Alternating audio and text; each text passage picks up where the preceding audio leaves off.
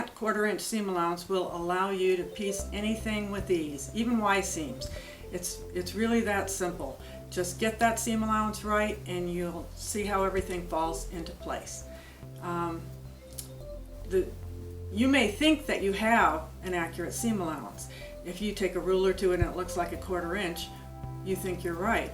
Well, that's not the measure of a true perfect seam allowance. The perfect seam allowance is the seam allowance that has your patches fitting together. If your patches end with one patch sticking out beyond another patch, then there's something wrong with your seam allowance. Let me show you how you can tell when your seam allowance is right. You start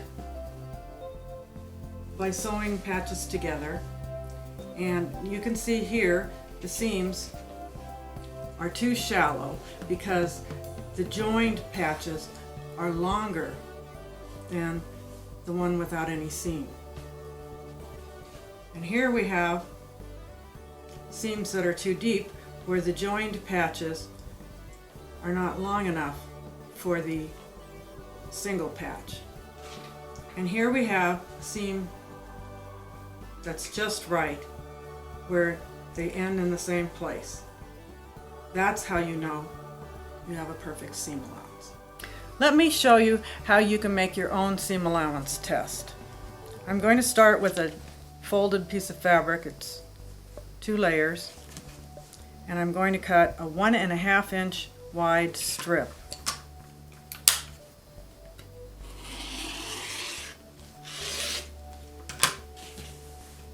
So I've got 2 strips now, each 1.5 inches wide. I trim up the end to make a square end, and then I separate the strips.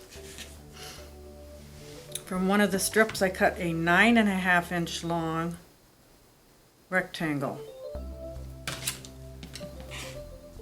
Then I can cut the rest into 1.5 inch long squares. And I need 9 of these squares. 3, 4, 5, 6, 7, 8, 9. This is waist, and I have my 9 squares. You can use the same fabric for it. Don't waste another fabric or make anything fancy. So I've got my 9 squares and my 1 rectangle. Now I'm going to go over to the sewing machine and sew these together. Now I'm going to sew my sample seam allowance test.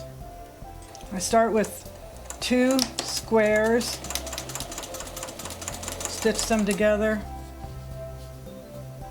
I take the next 2 squares,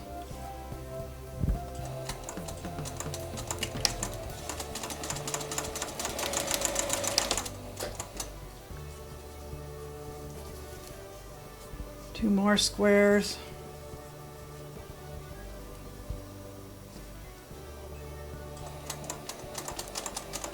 in the first sample I showed you I used different squares, but it doesn't matter, you can use all one fabric.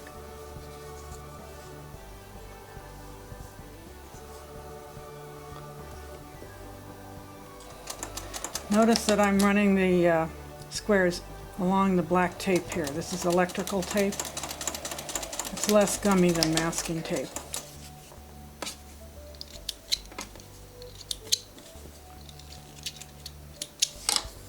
I'm going to sew the 9th square onto one of these sets of 2.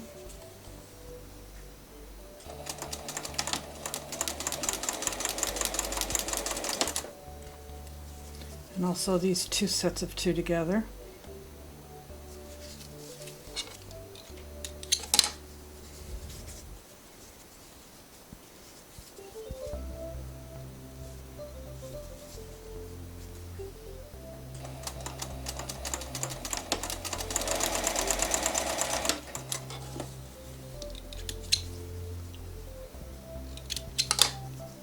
Continue joining them end to end.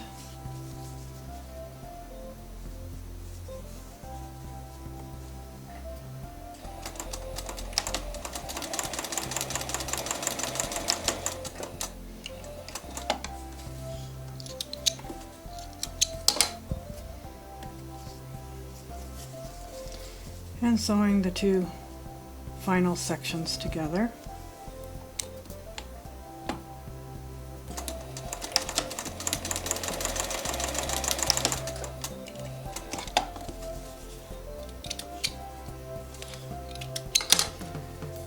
And now I'm going to take this to the ironing board and press it, and we'll see how we did.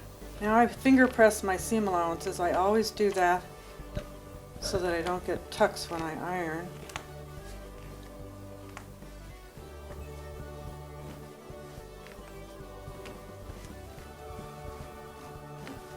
And I'll flip it over. When you press with an iron, you don't want to move the iron around a lot.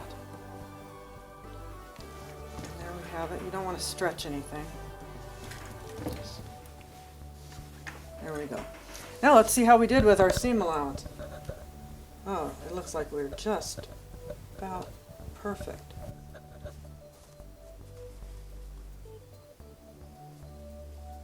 There you go. We're just off a hair. My two pieced and not pieced strips are exactly the same length, which means my seam allowance is just fine. But let me show you what you would do if you had a slight problem with your seam allowance. Your seam allowance is going to be almost right. It's going to be just a tiny amount. And remember, you have 8 seams, and each of them affects 2 fabrics. So the error is really only 1/16 of what it appears here. I'm going to take my guide and put a piece of masking tape down right next to it. This is what you would do if your seam allowance were just off.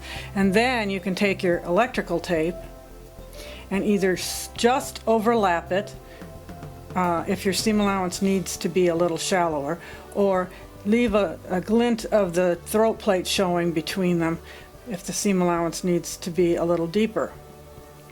I'm not going to actually use change the electrical tape because the seam allowance is just right.